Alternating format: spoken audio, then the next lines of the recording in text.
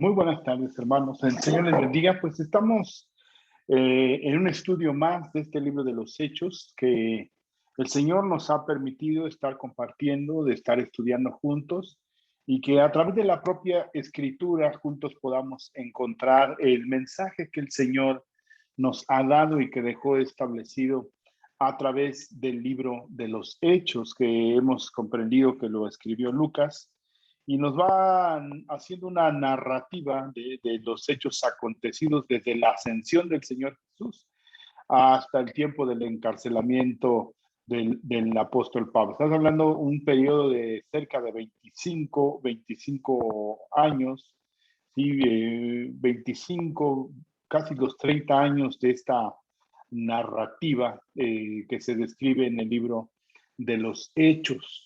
Entonces, hermanos, creo que ha sido de gran edificación, de gran bendición para cada uno de nosotros y creemos, hermanos, que para que sigamos adelante, perseveremos, hermanos, en este estudio y que cada uno de nosotros, a través de la propia escritura, podamos ir comprendiendo este mensaje que fue establecido, porque lamentable a través de la historia de la iglesia, el libro de los Hechos, se han tomado textos aislados, ya lo comentábamos la semana pasada, y de ahí se han derivado una gran cantidad de doctrinas.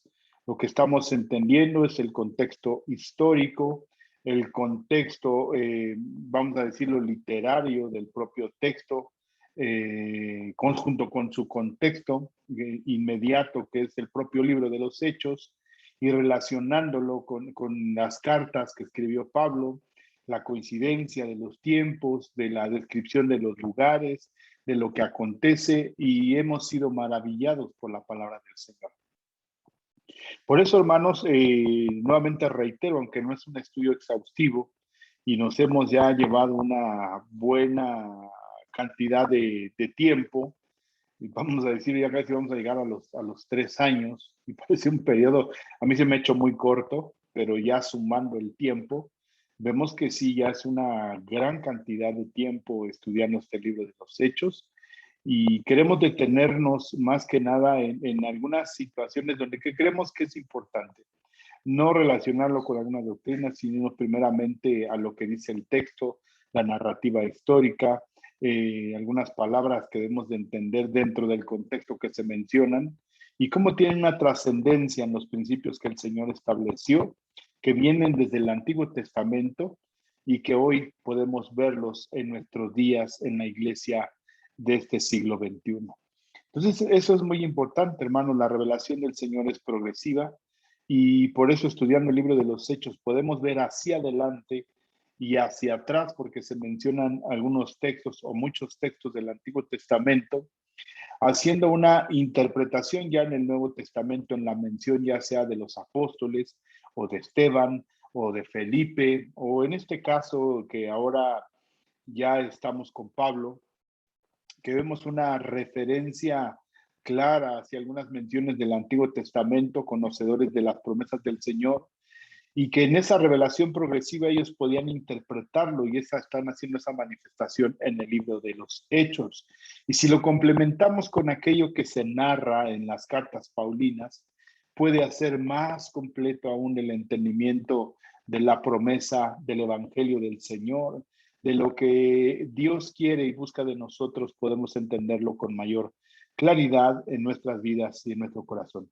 Por eso, hermanos, hemos tardado un poco y en algunas partes nos hemos detenido, algunas hemos dejado un par de espacios por ahí en blanco para tomar un tiempo específico y hablar con respecto a estos puntos. Los dos puntos que hemos dejado abiertos, vamos a decirlo así, para que lo podamos platicar de una manera en vivo, aquellos que estén interesados, claro, es acerca primeramente de los dones, el don de lenguas. Y el otro son los milagros o lo que se puede decir la continuación de los dones de Dios manifiestos en los hombres. Entonces, quisiera hacerlo de una manera personal, llevarnos un tiempo de unas 2, 3 horas, compartirlo y que juntos a través de la escritura podamos comprender qué es lo que el Señor nos habla para este tiempo. porque podemos entender el antecedente histórico, la revelación de la palabra, tanto en el Antiguo como en el Nuevo Testamento, y qué es lo que el Señor tiene para el día de hoy, para nosotros como la Iglesia de Jesucristo. Y juntos, hermanos, podamos ver a través de la palabra hacia dónde nos lleva, qué es lo que nos quiere decir, qué nos quiere enseñar y cómo es que tenemos que caminar como la Iglesia de Jesucristo. Vamos a hacer una oración para comenzar y darle gracias al Señor porque nos permite tener este estudio del libro de los Hechos y poderlo compartir en esa claridad en la palabra que el Señor nos ha dado a cada uno de nosotros. Oremos al Señor. Padre, te damos gracias, Cristo Jesús, por tu bondad, tu gracia y tu misericordia. Y te pedimos en ese amor, Señor, que seas tú con cada uno de nosotros. Guíanos, Señor, danos entendimiento, danos claridad en nuestros pensamientos, Señor, y ayúdanos para que tu palabra venga a ser clara en nuestro corazón y vida, Señor, en nuestro ser. Te pedimos, Cristo Jesús, te pedimos, Espíritu Santo, que tú nos ayudes y nos des entendimiento a cada uno de nosotros para poder caminar, Señor, con toda claridad en nuestro corazón y en nuestra vida. Te doy gracias y te bendigo, Señor, y esperamos confiadamente en ti. En el nombre de Cristo Jesús. Amén, Dios. Y amén. Amén. Bien, hermanos, pues continuamos entonces. Vamos a abrir, como siempre, vamos a compartir nuestra pantalla con la Biblia. Nuevamente reitero, del lado izquierdo tenemos la versión 1960 y del lado derecho la Biblia de las Américas. La semana pasada únicamente estudiamos dos textos. Y hacía Dios milagros extraordinarios por mano de Pablo, de tal manera que aún se llevaban los enfermos, los paños o delantales de su cuerpo, y las enfermedades se iban de ellos y los espíritus malos salían. Una autoridad delegada de parte por Dios, ya lo compartíamos la semana pasada. Este es el ambiente en el cual estaba compartiendo Pablo, en una manifestación de poder, en una manifestación de milagros, en una manifestación de autoridad. Y hay un par de pasajes que pudiéramos encontrar, ya lo decíamos la semana pasada, como en Hechos capítulo 5, versículo 15, como en Hechos capítulo 14, versículos 7 y 8, donde hay una declaración del momento en que se está viviendo, se genera un ambiente. El estar, sí, primeramente compartiendo la palabra del Señor, pero debemos de recordar lo que leímos en la carta a los Hebreos, en el capítulo 2, versículo 4, que el Señor mismo testificaba con milagros, haciéndolos él. Hebreos, capítulo 2, perdón, versículo 4. Dice, testificando Dios justamente con ellos, con señales y prodigios y diversos milagros y repartimiento del Espíritu Santo según su voluntad. Están en Éfeso, de alguna manera están conmoviendo, están afectando la sociedad con el mensaje del Señor, la manifestación del poder de Dios. Y decíamos, si comprendíamos, dimos todo el contexto la semana pasada hablando de lo que acontecía.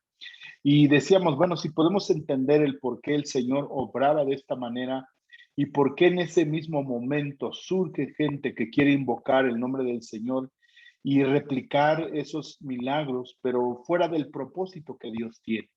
Y eso es muy importante entenderlo, hermano, porque los milagros y la manifestación que había en ese momento, lo explicamos la semana pasada, era que el Señor venía testificando. ¿Para qué? Como lo leíamos en Juan capítulo 21, ¿no?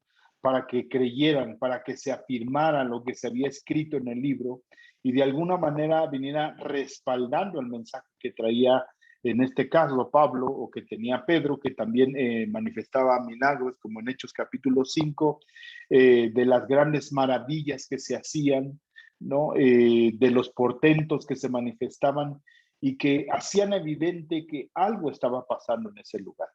Como en Hechos, por ejemplo, Hechos capítulo 14,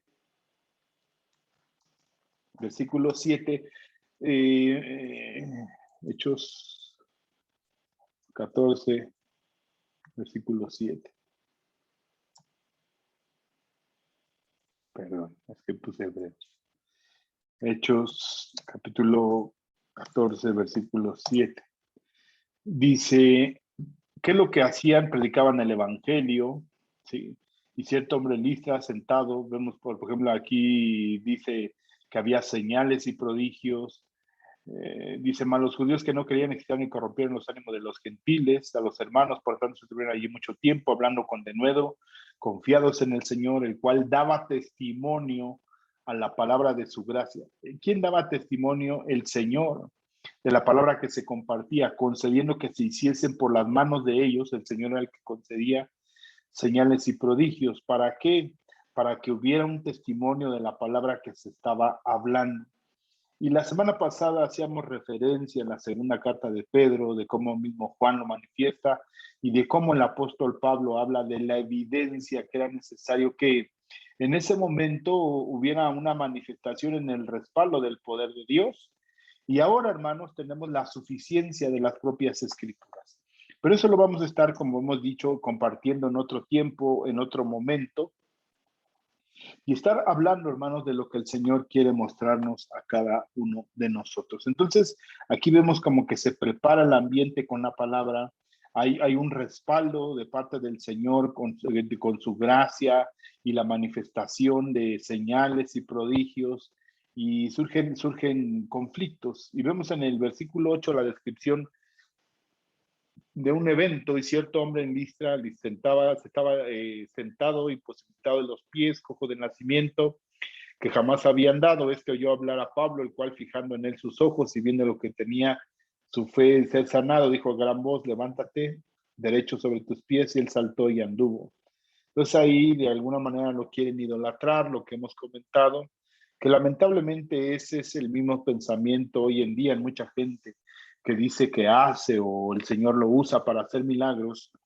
Se hace un mal uso de todo esto. Pero nuevamente, hermanos, eso lo vamos a estar compartiendo en otro momento y en otro tiempo. ¿De dónde proviene este poder? Decíamos, es el Señor, decíamos en este texto, tanto en Hebreos capítulo 2, versículo 4, dice aquí también en Hechos capítulo 14, confiados en el Señor, el cual daba testimonio. ¿Quién daba testimonio? Dios. A la palabra de su gracia que se hablaba, venía respaldando lo que se estaba hablando, lo que se estaba diciendo, y manifestando siempre el poder que el Señor tenía para este pueblo que estaba creyendo en el Señor Jesucristo. Bien, entonces creemos que viene esto, pero regresando al texto de Hechos capítulo 19, versículo 11, y hacía Dios milagros, nuevamente hacía Dios milagros extraordinarios por mano de Pablo, de tal manera que aún se llevaban los enfermos los paños delantales de su cuerpo, y las enfermedades iban de ellos y los espíritus malos salían. Sabemos que el Señor, hermanos, confirió ese poder. Marcos es uno de los textos. Marcos capítulo 6, versículo 7 dice, después llamó a los 12 apóstoles, y comenzó a enviarlos de dos en dos, y les dio autoridad sobre los espíritus inmundos o los espíritus malos. Que esa es otra rama, hermanos, que en estos últimos tiempos, yo estoy hablando de un periodo de lo que conozco, de los años 80, 70, sobre la actividad demoníaca, los demonios, ¿no? Y bueno, hay gente que aún más se va hacia el estudio de la demoniología, de la liberación, de la exorcización de gente que está endemoniada, y una serie de cuestiones que de alguna manera en la época que estamos viviendo hay gente que sigue aseverando sobre esos puntos. Pero nuevamente reitero, cuando estudiemos, hermanos, juntos y que podamos estar presencialmente, vamos a a compartir acerca de estas tres cosas: los dones, las lenguas, los milagros, ¿no? Y dentro de ello vamos a hablar acerca de la expulsión de demonios, ¿no? ¿Cuál es el pensamiento que encontramos en la propia escritura y cómo algunos textos creemos que se han estado malinterpretando y se ha hecho un mal uso, pues como aconteció en cada uno de los ejemplos que podemos tener, ¿no? Por ejemplo, de Bar Jesús o de aquel mago que estaba con Felipe. Y aquí encontramos una serie de exorcistas ambulantes, judíos, que andaban liberando gente, pero ya con una novedad incluida en esta liberación de la gente. Pero el texto mismo nos va a ir guiando, hermanos, y enseñándoles. Por eso, si vuelves a ver la clase de la semana pasada, estamos dando el fundamento para poder entender lo que acontece aquí con aquellos exorcistas ambulantes, como lo que posteriormente también acontece con aquellos que tenían el negocio de las estatuillas, de la orfebrería, que era encaminada hacia la idolatría, hacia Diana o Artemisa, que estaba ahí en Éfeso, y que de alguna manera se vieron afectados en su negocio, que se veían afectados y por eso decidieron tomar a Pablo, juzgarlo, aprenderlo y pues decir que lo que se estaba haciendo no era correcto, porque muchos estaban siendo sacados de la idolatría.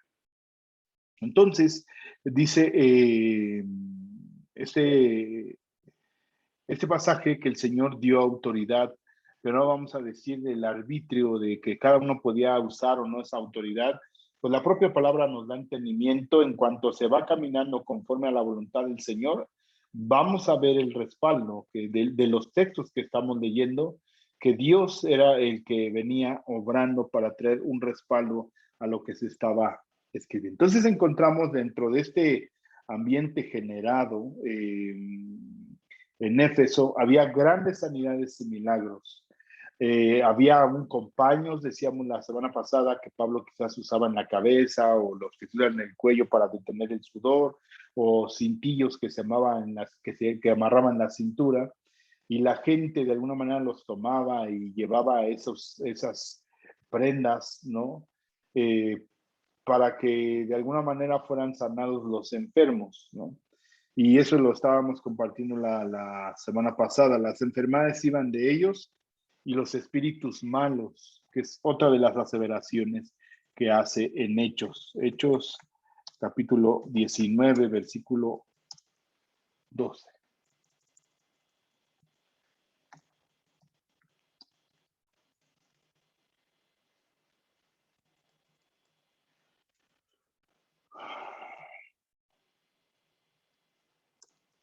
Dice, de tal manera que aún se llevaban los enfermos los paños delantales de su cuerpo y las enfermedades iban de ellos y los espíritus malos salían.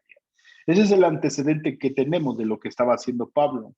Siempre se aparece gente que quiere replicar, pero sin entendimiento.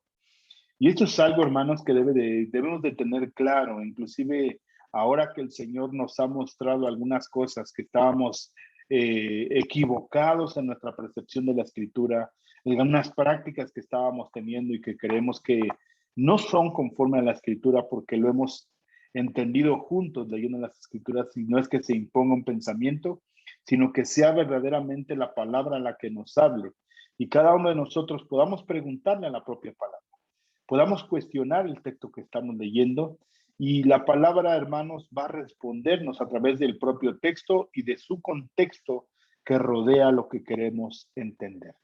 Entonces, ese era el ambiente.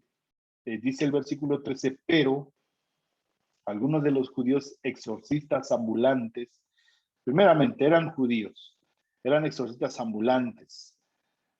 Aquí hay algo muy interesante: intentaron invocar el nombre del Señor Jesús. Y esta es la frase que yo puedo decir que es relevante en esto que queremos entender juntos, ¿no? Intentaron invocar el nombre del Señor Jesús. Entonces podemos ver, por ejemplo, aquí en la Biblia de las Américas, pero también algunos, aquí hace un complemento, también algunos, como que una contraposición o una réplica, una imitación de lo que está pasando. Y hermanos, muchas veces podemos estar imitando lo que está pasando en cierto lugar, en cierta iglesia, en cierta comunidad, y traerlo y querer replicarlo aquí, pero sin un entendimiento.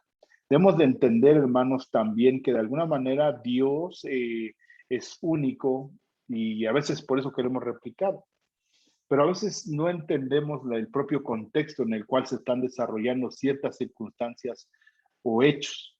Pero aquí algunos quizás por querer obtener una ganancia en el sentido deshonesto. Entonces vamos a decir, eran gente charlatán, ¿no? Que de alguna manera querían robar, ¿no? Primero podemos entender que lo que hacía Pablo lo hacía así en el nombre del Señor Jesucristo, porque ese era su actuar, ese era su proceder. Por ejemplo, Hechos, que encontramos una manifestación de lo que hacía Pedro, Hechos capítulo 3, versículo 6, en ese cojo que estaba en la puerta llamada La Hermosa, ¿sí? No tengo plata ni oro, pero lo que tengo te doy. Y aquí viene la manifestación del nombre de Cristo. En el nombre de Jesucristo de Nazaret, levántate y anda. Lo que creemos es la misma manifestación del apóstol Pablo, la manifestación de esos milagros extraordinarios, de esa manifestación de poder, era en el nombre del Señor Jesucristo. Inclusive vemos que en el propio texto posteriormente se menciona, ¿sí?, acerca de lo que estos hombres hacían. Dice, pero algunos intentaron invocar el nombre del Señor Jesús sobre los que tenían espíritus malos. Nuevamente encontramos aquí la referencia que los espíritus malos salían en el nombre del Señor Jesús. Y otros quisieron replicar de la misma manera, ¿sí? Y esa era su proclamación que hacían: os conjuro por Jesús, el que predica Pablo. ¿Sí? Esa era su manifestación, echaban fuera los demonios en el nombre del Señor Jesucristo que habla Pablo. Entonces a veces no hay una convicción personal, no hay una convicción clara de lo que está pasando o aconteciendo, y simplemente en un acto de imitación se hacen muchas cosas. Y lo que hemos estado aprendiendo, hermanos, en todo este tiempo, es acercarnos y conocer plenamente al Señor. Que muchas de las cosas que hacemos las tengamos con claridad, como dice en Romanos capítulo 12, versículo 1 y 2, que nuestro culto sea de una manera racional, con entendimiento, para que podamos comprender cuál es la voluntad del Señor, lo que es bueno, lo que es agradable, lo que es perfecto en el Señor, a través de poder comprender en la Escritura lo que el Señor tiene para nosotros, lo que el Señor quiere hacer, entendiendo el tiempo en el que estamos viviendo, conociendo los principios, conociendo quién es Dios, y hacerlo, hermanos, con toda claridad. Dice algunos, hay un pero, ¿verdad? Pero algunos de los judíos exorcistas ambulantes intentaron invocar, pero sí lo hicieron. Dice, ¿quiénes eran estos? La propia palabra dice, ¿quiénes eran estos judíos? 7 hijos de un tal Seba, judío, jefe de los sacerdotes, que hacían esto. Entonces nos dice quiénes eran estos judíos, hijos de un tal Seba, judío, jefe de los sacerdotes. Debemos de recordar que aquí no están en Jerusalén, están en Éfeso. Entonces lo único que se menciona de un tal Seba, no hay un registro. Se dice que era un sacerdote. En el texto occidental se dice sacerdote. En el texto oriental dice sumo sacerdote. A ver si dice principales sacerdotes judíos. Aquí dice jefe de los sacerdotes, Uno de los principales sacerdotes judíos eran los que hacían esto. ¿Quiénes? Los 7 hijos de este hombre. No se dice si está en Éfeso. Se menciona que solamente son sus hijos. No se sabe si usurpó el nombre como en la versión oriental de sumo sacerdote o como la versión occidental de sacerdote, jefe de este que tenía un cargo. No hay muchos argumentos, no hay una base sólida para decir que ejercían el oficio sacerdotal. No podían hacerlo en Éfeso. Sí, más que únicamente estar a cargo de una sinagoga, pero ahí no había sacrificios, tenían que hacerlos en Jerusalén, y ese es el registro que tenemos. Pero este tal Esceva, entonces no tenemos ninguna evidencia sólida de quién es, de dónde está, si está realmente reconocido como un sacerdote o un sumo sacerdote, que sabemos cuál era el oficio por la propia palabra. No hay elementos para afirmarlo. Entonces, leyendo el texto podemos decir, es que era un sumo sacerdote, ya se desvirtuaron. Pues no lo podemos decir ni afirmar. Lo único que dice Lucas en la investigación que él hace, porque a Lucas le pareció bien investigar los hechos, Entonces preguntó, pero no hay afirmaciones claras ni en la historia acerca de quién era este hombre llamado Esceva, ¿no? ¿Qué es lo que hacía? Sí. Estos hombres, dice, ¿qué hacían? Había 7 hijos de un tal Esceva, judío jefe de los santos, que hacían esto. ¿Qué hacían? Primero dice que se hacía en general. ¿Qué es lo que estaba haciendo Pablo? Aparte, compartiendo el evangelio, llevando la palabra del Señor, y el Señor venía respaldando con milagros y sanidades. Y estos hombres dice que se invocaban el nombre del Señor, pero no había una respuesta como tal. Y aquí hay una descripción de lo que a veces acontecía, de lo que hacían ellos y cómo la respuesta no era lo que esperaban, ni tanto ellos ni aquellos que le estaban en el entorno viendo. Es una imitación, ¿no?, de lo que se estaba haciendo. Dice entonces, versículo 15, dice, había 7 hijos de tal Esceva, de un tal Esceva judío jefe de los santos, que hacían esto. ¿Qué hacían?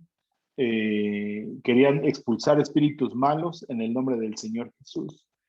Pero respondiendo el espíritu malo dijo, a Jesús conozco y sé quién es Pablo, pero vosotros quiénes sois. Aquí hay muy importante, hermanos. De alguna manera, dentro del judaísmo, había una práctica espiritual en el sentido desvirtuado de lo que el Señor había declarado en una formalidad a través de la ley. Hay 2 textos en el Nuevo Testamento que podemos ver de esa práctica en ese tiempo. Dice en Mateo, capítulo 12, versículo 27, y su referencia paralela en los evangelios sinópticos está en Lucas, capítulo 11, versículo 19. Cuando hablamos de los evangelios sinópticos, son los pasajes paralelos que están hablando del mismo asunto, quizás de la percepción diferente de cada uno de aquellos que está escribiendo, inspirado por el Espíritu, lo que veía y que complementa la narración del hecho. Dice, y si yo echo fuera los demonios por Belcebú, al Señor Jesucristo lo estaban acusando de eso, que echaba demonios en el nombre de Belcebú, ¿por quién lo echan vuestros hijos? Entonces era una práctica que se tenía en ese tiempo, que se hacía, pero podemos encontrar que el Señor vino a dar libertad a los cautivos. Y hay una descripción de cuál es la labor y que podemos encontrarla en Isaías, en base a la promesa que el Señor había dado y que tenía cumplimiento en Cristo Jesús.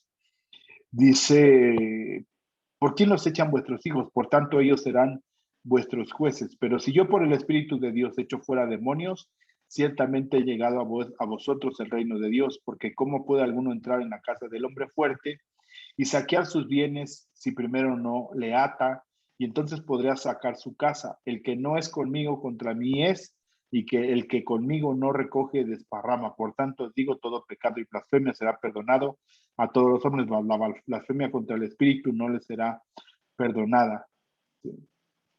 Entonces, hermanos, podemos encontrar esta referencia que era una práctica, el ambulantaje en el cual algunos judíos exorcistas ambulantes intentaron invocar el nombre del Señor Jesús. Pablo echaba fuera demonios y sacaba espíritus malos, había sanidades en el nombre del Señor Jesús. Se sacaban espíritus inmundos o espíritus malos. Encontramos esto que era una práctica, ¿sí?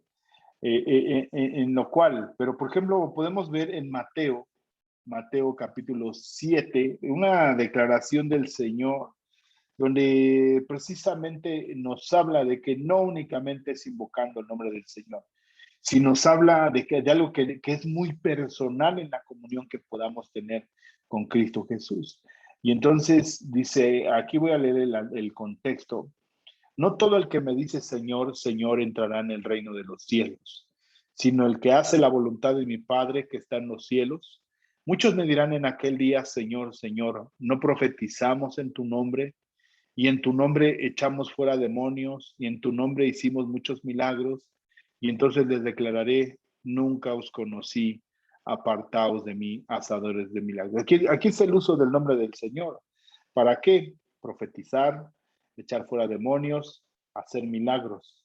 Tres acontecimientos que precisamente se están dando en el momento en que Pablo está predicando en la región de Éfeso, así como otros pasajes que leímos, como en Hechos capítulo 14, en Hechos capítulo 5, en Hechos capítulo 3, la manifestación de los milagros en el Señor, el expulsar fuera demonios en el nombre del Señor, pero había un propósito, que las almas se arrepintieran, que las almas conocieran del Señor Jesucristo y pudieran tener acceso al reino de Dios, no por los milagros, sino por el arrepentimiento en sus vidas, un cambio en sus corazones, un cambio en su manera de vivir, un cambio en su manera de actuar que los iba a llevar al pleno conocimiento de Dios. Y ese es el propósito. Por eso viene la referencia de ese espíritu malo, de alguna manera, que pregunta, ¿no? Hechos capítulo 19, versículo 15. Dice, pero respondiendo el espíritu malo, dijo, a Jesús conozco y sé quién es Pablo, pero vosotros quiénes sois. Es una pregunta, hermanos, que podemos encontrar en Mateo capítulo 16. ¿Ustedes quiénes dicen que soy yo? Sí. Unos dicen que soy Elías, sí. Otros que soy un profeta. ¿Quién soy? ¿Ustedes quién dicen que soy? Por eso es que esta práctica y esta relación, el decir en el nombre del Señor Jesucristo, nos habla de aquellos que han creído en el Señor plenamente, ¿no? Es un conocimiento adquirido en la comunión con el Señor, de poder conocer quién es Dios, a su persona, a su obra, a sus milagros, a su resurrección, a lo que está demandando y pidiendo a través de las Escrituras. Esa es la relación personal que podamos tener con Cristo Jesús. Por eso, hermanos, no simplemente es invocar el nombre del Señor, no simplemente es decir, no, pues en el nombre del Señor Jesús. ¿Qué convicción tenemos? ¿Qué comunión tenemos? ¿Por qué podemos invocar libremente, con toda claridad, el nombre del Señor Jesucristo en nuestras vidas? ¿Hacia dónde nos lleva? ¿Por qué tenemos que hablarlo? ¿Por qué tenemos que compartirlo? Entonces, hermanos, es una relación en cuanto a alguna manera que tenemos con la obra de Cristo, es decir, en el nombre del Señor Jesucristo.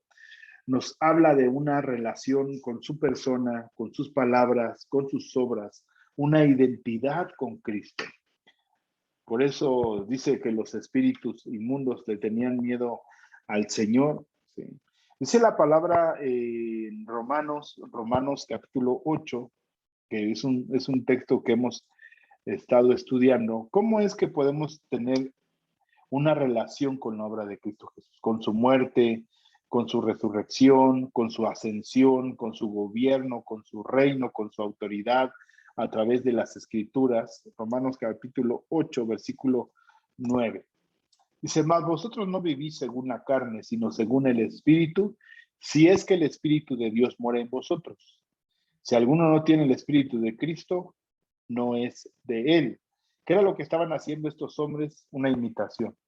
¿Qué es lo que puede pasar en nuestras vidas, hermanos? Una imitación muchas veces y no estar creyendo en el Dios poderoso, en el todopoderoso, en el Dios eterno, en el Dios que se levantó de entre los muertos, el poder identificar, el poder reconocer la divinidad de Cristo Jesús, y que tiene una relación con su obra, porque Juan 3:16, de tal manera amó Dios al mundo, que dio a su Hijo unigénito, que en Cristo Jesús se sostienen todas las cosas. Colosenses capítulo 1, versículo 18, Juan capítulo 1, del versículo 1 al 5, en el verbo fueron creadas todas las cosas en él y para él.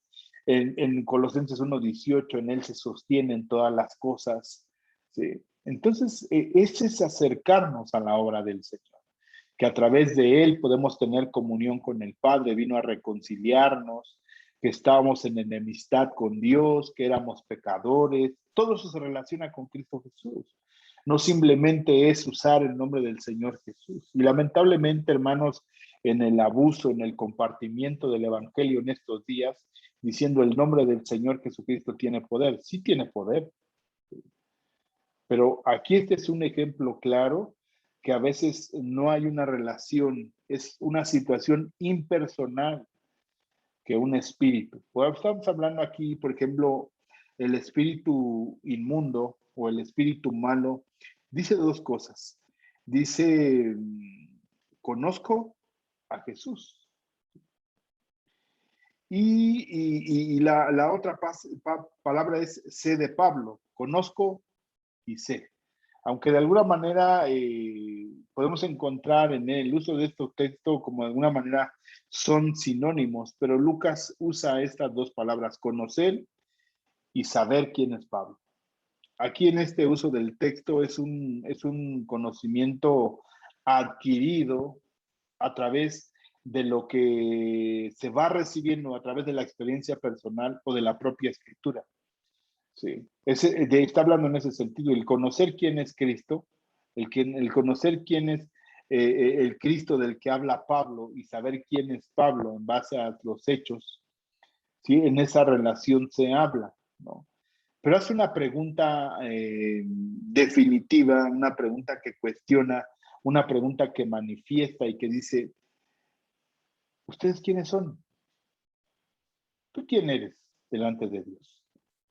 Si no tenemos claro eso, hermanos, a veces vamos a estar usando el nombre del Señor en vano, inapropiadamente, de una manera inadecuada. Usar el nombre del Señor en vano. ¿Por qué? Porque no sabemos quiénes somos. Dice en este versículo 14, mas otros no vivís sino según el Espíritu. Si es que el Espíritu de Dios mora en vosotros, y si alguno no tiene el Espíritu de Cristo, no es de él. Pero si Cristo está en vosotros, el cuerpo en verdad está muerto a causa del pecado, mas el espíritu vive a causa de la justicia. Versículo 14. Porque todos los que son hijos guiados por el Espíritu de Dios, estos son hijos de Dios. Versículo 15. Pues no habéis recibido el espíritu de esclavitud para estar otra vez en temor, sino que habéis recibido el espíritu de adopción por el cual clamamos Abba Padre. El espíritu, eso es invocar el nombre del Señor, sino que ha recibido el espíritu de adopción por el cual podemos clamar Padre nuestro, ¿sí? O una alabanza al Señor. El espíritu mismo da testimonio a nuestro espíritu de que somos hijos de Dios. Y ahí viene una serie de declaraciones y afirmaciones que nos hacen saber quiénes somos, que podemos abrir nuestra boca y decir, Abba Padre, gloria al Señor, en el nombre del Señor Jesucristo. Aquí vemos una claridad en la manifestación y el uso apropiado en el ámbito espiritual del nombre de Cristo Jesús. El día de hoy muchos de nosotros, pues yo soy cristiano, yo creo en Cristo Jesús. Y podemos creerlo porque tenemos una relación en la iglesia, una comunión en el lugar donde nos congregamos con los hermanos, donde participamos de un culto, alabando y bendiciendo al Señor, participamos de la enseñanza de las Escrituras, participamos en las ofrendas, participamos en la comunión con nuestros hermanos, participamos en el partimiento del pan, participamos en la oración, ¿verdad? Y podemos decir. Pero aquí es algo, hermanos, que me llama mucho la atención, que un propio espíritu, que ustedes quiénes son. Solamente están usando el nombre del Señor en vano. No hay un reconocimiento de una relación o una comunión con el Señor. Queriendo usar una autoridad, sí, el nombre del Señor tiene poder, pero ¿quién lo usa? ¿No? Como el texto que leíamos ahí en Mateo, ¿verdad? Capítulo 7, muchos vendrán en el nombre del Señor, diciendo en tu nombre, echamos fuera demonios, en tu nombre hubo milagros, en tu nombre profetizamos. Y el Señor dice, yo no los conozco, no hay una relación, no hay una comunión. Y eso es lo que debe de interesar, porque cuando envía a los 70 y regresan, dice el Señor, dice, sí, yo mismo vi cómo cayó el Satanás desde los cielos. Pero no se alegren por eso, sino que tienen una comunión con el Señor, que su nombre está inscrito en el libro de la vida. Preocuparse de que su nombre no sea borrado, de que permanezcan en esa comunión con el Señor. Y precisamente esa es la respuesta que da ese espíritu inmundo, ¿no? Y hablando de este texto que hablamos en Mateo capítulo 7, 21, 23, habla de una relación con Dios, no de una manifestación del poder de Dios. Y eso es lamentable, hermanos, lo que hoy a veces acontece, ¿no? Usando el nombre de Dios en vano, y mucha de esa gente ni siquiera ha encontrado la salvación en Cristo Jesús. Entonces, hermanos, por eso es importante que nos pongamos de acuerdo, que podamos entender, que podamos vivir, que podamos desarrollarnos plenamente en el Señor Jesucristo y emprender con toda claridad qué es lo que el Señor quiere hablarnos, ministrarnos, dirigirnos en nuestro pensamiento y en nuestro corazón y hacia dónde vamos, hermanos. Eso es muy importante en el Señor, donde podemos con toda claridad, con todo entendimiento, con todo discernimiento, poder comprender cuál es la dirección que el Señor tiene hacia nuestras vidas.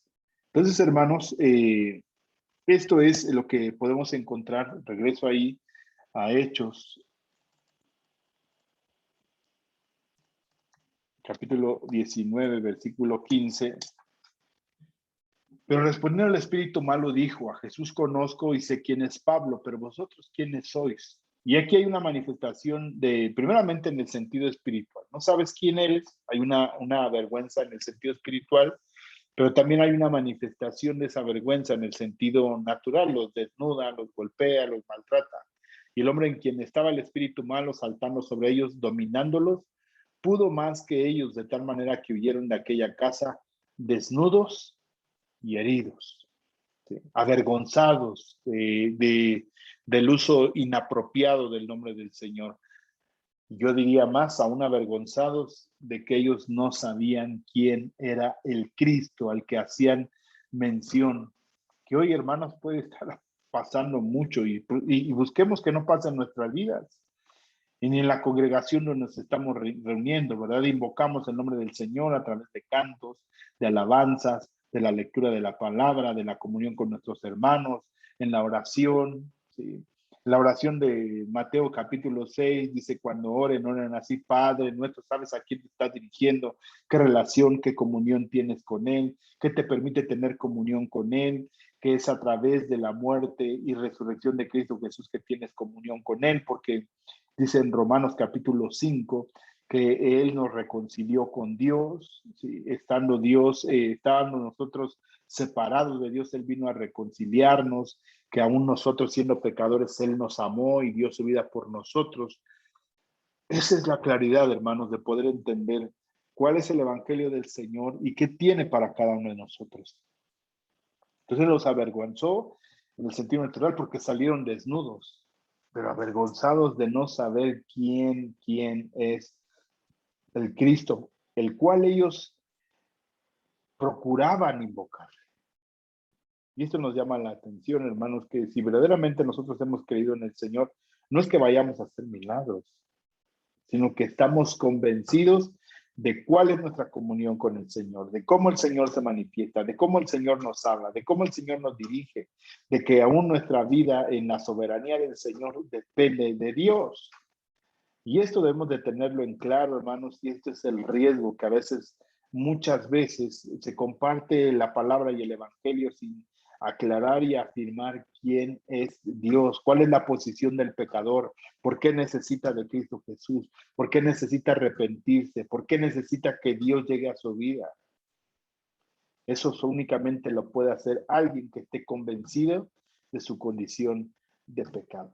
La otra vez estábamos en las publicaciones que a veces enviamos por las mañanas en el tiempo de oración, porque a veces estamos convocando a los hermanos para que juntos invoquemos el nombre del Señor, cada uno en diferentes lugares en su casa, y estemos orando, hermanos, por las necesidades y peticiones que hay. Algunos hermanos, pues sí tenemos conocimiento que se les ha pedido, hermanos, hay que reunirnos o hay que orar, reunirnos en espíritu, estar orando a las 6 de la mañana, y algunos han tenido bien hacerlo, y enviamos ahí una meditación, y Carlos Spurgeon precisamente era una aseveración que hacía, decía, pues la exhortación que el Señor ha dado para que la hagamos hombres, que éramos pecadores que podemos entender la debilidad. Por eso también Cristo puede entendernos, hermanos, porque Cristo se hizo hombre y padeció y fue tentado en muchas cosas. Por eso es que puede entendernos. Él no cayó, él no falló y pudo entendernos. En ese siendo carne, puede entendernos, puede comprendernos, ¿no? Por eso es que ha dado también esa oportunidad a que hombres que se equivocan, que fallan, que saben que necesitan de Dios, tengan la labor de exhortar, de bendecir, de compartir la palabra del Señor. Y decía en esta narrativa, si lo hubieran hecho ángeles que no han sido partícipes de una vida corpórea, que no pueden ser tentados en ese sentido, pues vendría una exigencia mayor. Entonces decía, demos gracias, ¿no? Porque son hombres que se saben necesitados de Dios, que se saben que cada día necesitan aseverar su comunión con el Señor, aseverar su necesidad de Dios y manifestar que a través del Señor es el único medio de poder mantener esa comunión con el Señor. Y esto es lo rescatable, hermanos. Primeramente, que es necesario tener una comunión, que no sea algo impersonal, que de alguna manera estos incrédulos estaban haciendo y querían sacar un beneficio. No dice claro si estaban pidiendo un recurso, si estaban pidiendo dinero para obtener una liberación, aunque por ejemplo Flavio Josefo, de alguna manera este judío habla del exorcismo callejero que existía en esos tiempos, de cómo algunos pedían algún dinero y era un trabajo, eran charlatanes, pero el nombre del Señor no solamente es para traer libertad en este tiempo, sino para lo que es eterno en el Señor. Lo que el Señor nos ha dado, hermanos, y que hemos alcanzado a través de Cristo, sí tiene un beneficio para este tiempo, para lo que es temporal, pero el beneficio mayor y más grande que tenemos es hacia lo que es eterno en Cristo Jesús. Los demonios, hermanos, pueden reconocer a Jesús, pueden reconocer a Pablo, ¿sí? Que tienen una comunión, ¿sí? Somos parte del cuerpo de Cristo Jesús. Pablo en ese momento y ahora es parte del cuerpo de Cristo Jesús. La pregunta es, si tenemos esa comunión y somos parte del cuerpo de Cristo Jesús, hay un respaldo. ¿En base a qué? A la comunión que tenemos en el Señor y que únicamente es a través del Espíritu Santo, como lo vimos en Romanos. Si no tiene el Espíritu, no puede tener comunión con Dios, ni puede manifestar que esa comunión. Si no ha nacido de nuevo, no hay esa comunión. Entonces, de estos hombres que eran judíos, eran incrédulos, que sí invocaban el nombre de Cristo, ¿no? El nombre de Pablo, pero se habla de un desconocimiento porque no hay una relación. Entonces es algo impersonal. La relación que tenemos con el Señor es personal y debemos de hacerlo manifiesto. Dice entonces el texto, dice, y huyeron de aquella casa desnudos y heridos, y esto fue notorio a todos los que habitaban en Éfeso, así judíos como griegos, ¿sí? Entonces se distinguieron ya los dos bandos, quienes estaban haciendo uso inapropiado del nombre del Señor y quienes verdaderamente traían una efectividad en el Evangelio, en el nombre del Señor, en la manifestación de los milagros. Y aquí vemos la manifestación de dos grupos, ¿no? Donde algunos mal usaban el nombre del Señor porque no tenían una comunión ni una relación personal con el Señor. Y esto, hermanos, les llevó a que quedaran avergonzados. Y era notorio quién traía la verdad del Evangelio.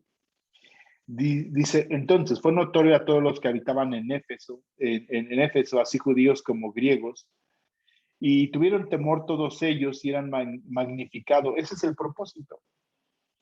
Y era magnificado el nombre del Señor Jesús. Que esto es de lo que estamos hablando. ¿Cómo va a ser magnificado el nombre del Señor Jesús? Cuando verdaderamente había un arrepentimiento, un cambio en sus vidas, cuando era aceptada la palabra, cuando eran sometidos, no humillados por los demonios, sino ellos mismos humillados delante de Dios y siendo levantados, restaurados, transformados, ¿no? Y que Dios les llevaba a un cambio y una libertad plenamente en sus vidas. Así era de magnificado el nombre del Señor Jesús. Judíos y griegos tuvieron temor, todos ellos. ¿De quién? de Cristo Jesús. ¿Por qué? Porque su palabra estaba siendo predicada, porque la manifestación de los milagros y las sanidades estaba involucrado la eficacia del evangelio en la comunión con Cristo Jesús. Es lo que nos quiere enseñar este texto, de ver la eficacia de la comunión con el Señor. No solamente decir el nombre del Señor Jesucristo, porque aquí vemos que no tuvo una eficacia, ¿no? No es decir el nombre del Señor Jesucristo tiene poder, sí tiene poder, pero creo que nos habla aún más en una relación y la comunión que podemos tener con el Señor y que nos quiere llevar en ese sentido. Y afirma esto Lucas, dice, y era magnificado el nombre del Señor, y el nombre del Señor Jesús era exaltado. Versículo 17 en la Biblia de las Américas. Supieron esto todos los habitantes de Éfeso, que la vergüenza que habían pasado algunos, tanto judíos como griegos, y el temor se apoderó de todos ellos.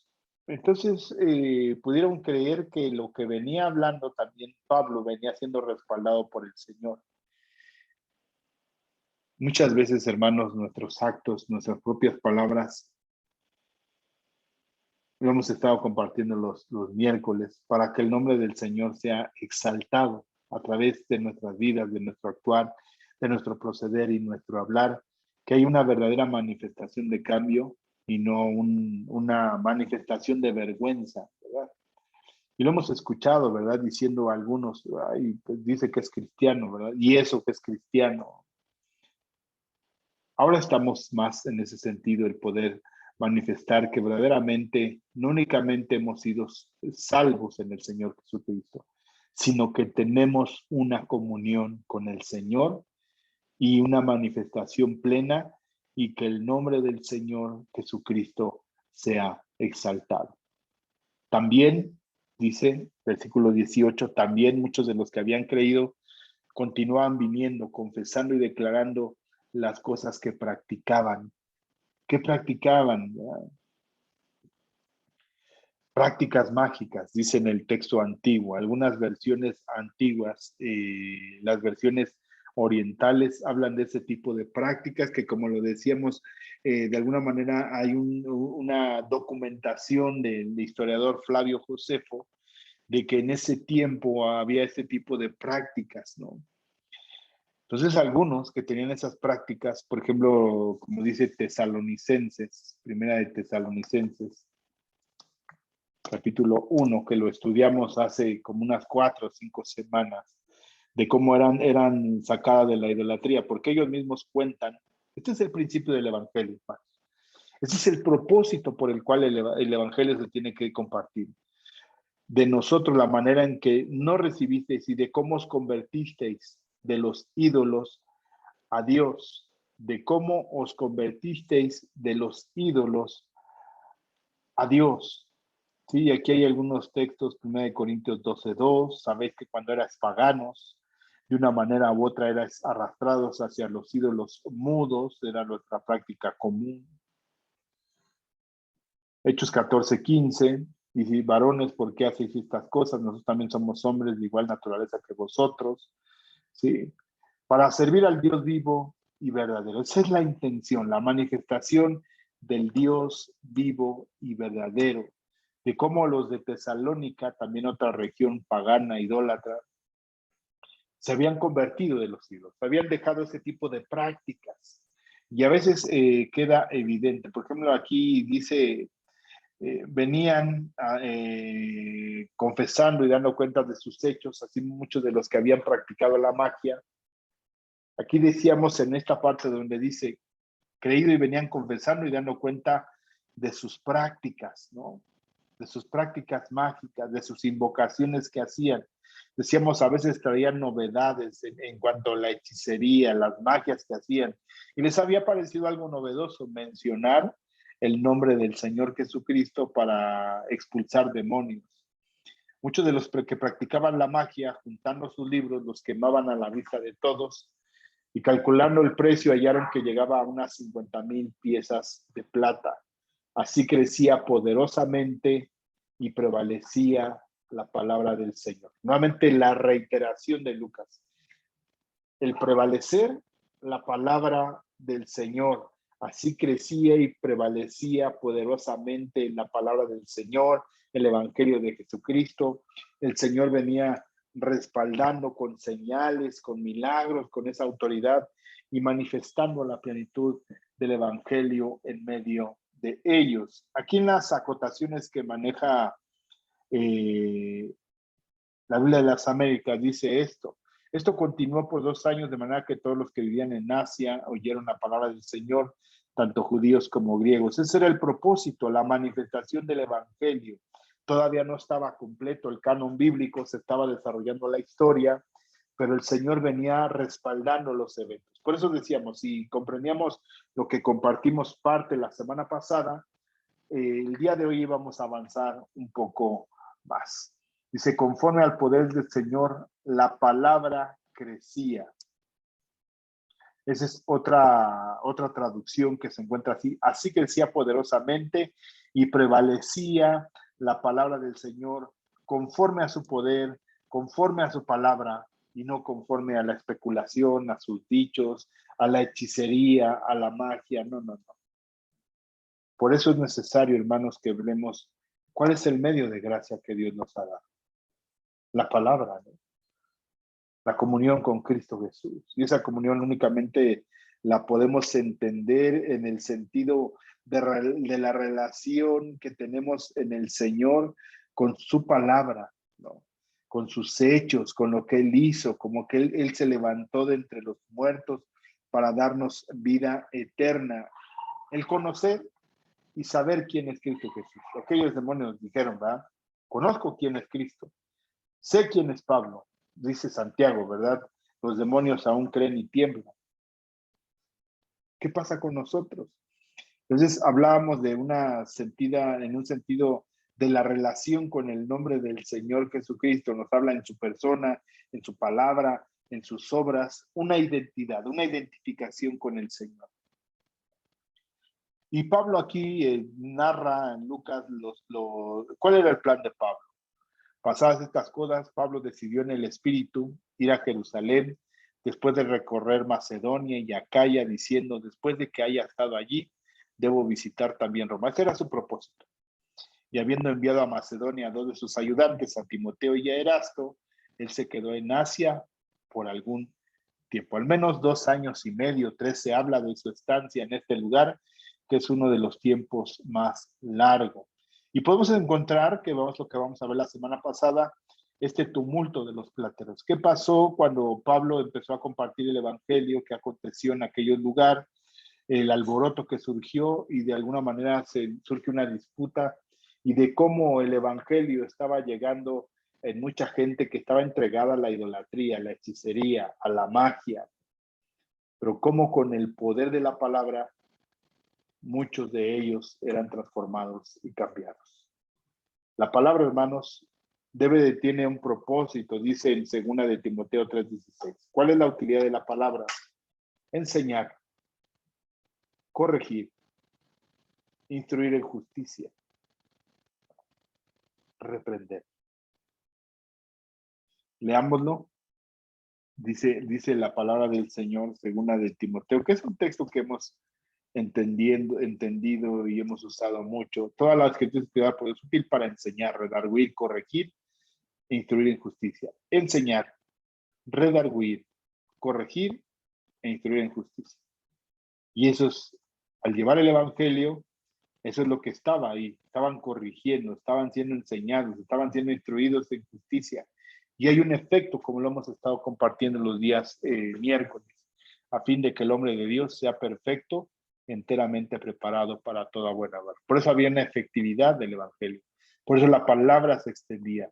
Por eso el nombre del Señor era glorificado, era manifestado, era exaltado. Y crecía la palabra del Señor en el conocimiento de los individuos que tenían una comunión con el Señor. Entonces, hermanos, ahí vamos a parar en esta tarde y creer que hay una eficacia del Evangelio. Dice, entonces, terminando, así el beneficio que se obtuvo, dice, fue mucho si se hubieran vendido esos libros, ¿no? Muchos hacen referencia a algo, por ejemplo, que hacía el hermano Gille Ávila, hacía una invocación, vamos a quemar nuestras televisiones, vamos a quemar la magia. Yo me acuerdo que en algún tiempo, cuando estaba en otra iglesia, se pidió a los hermanos que escuchaban música, que llevaban sus discos, que los quemaran, sus libros, algunas cuestiones, ¿no? Que ahí algunas cuestiones tendríamos que ver en la repetición de estos hechos, de estos actos, cómo el Señor nos guía en esa situación.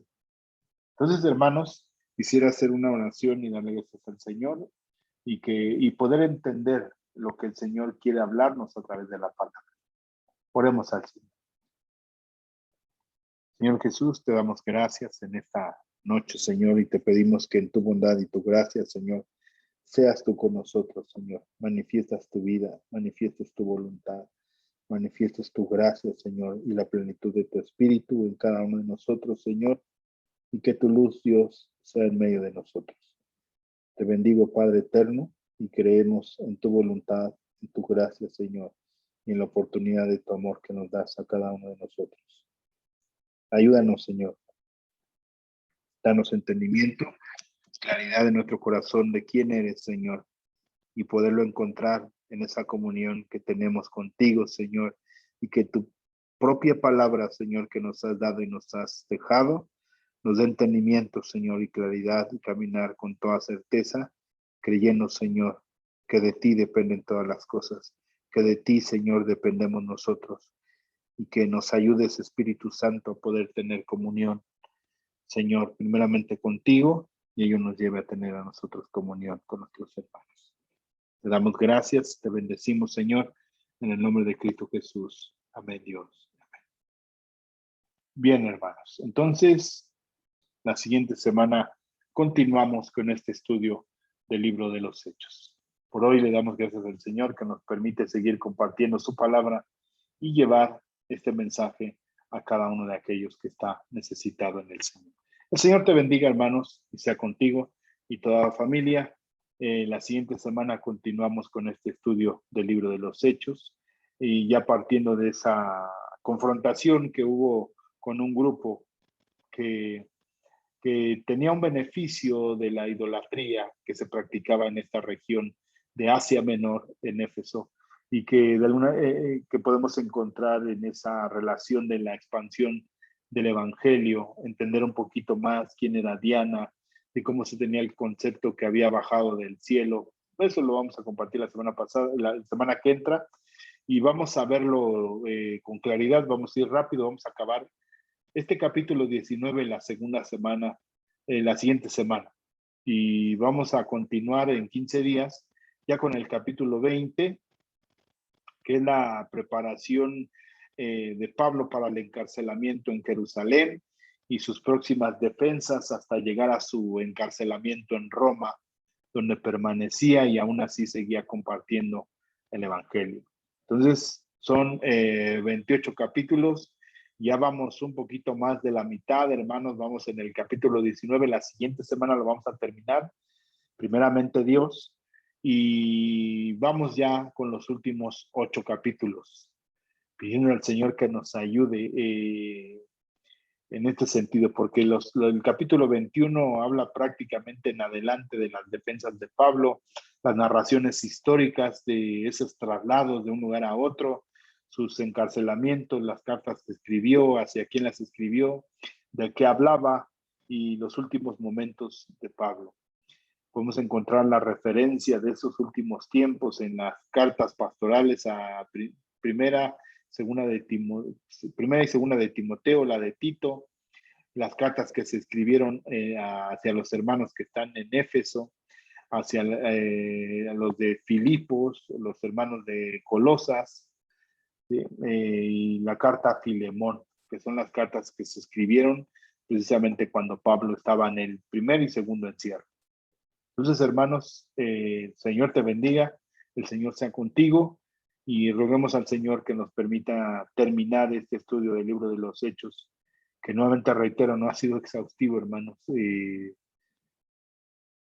Pudiera haber aún mucho más, ¿no? Pero espero en el Señor que esto despierte tu inquietud por estudiar cada día más la palabra del Señor. Dios te bendiga y sea con cada uno de ustedes. El Señor les bendice, hermanos.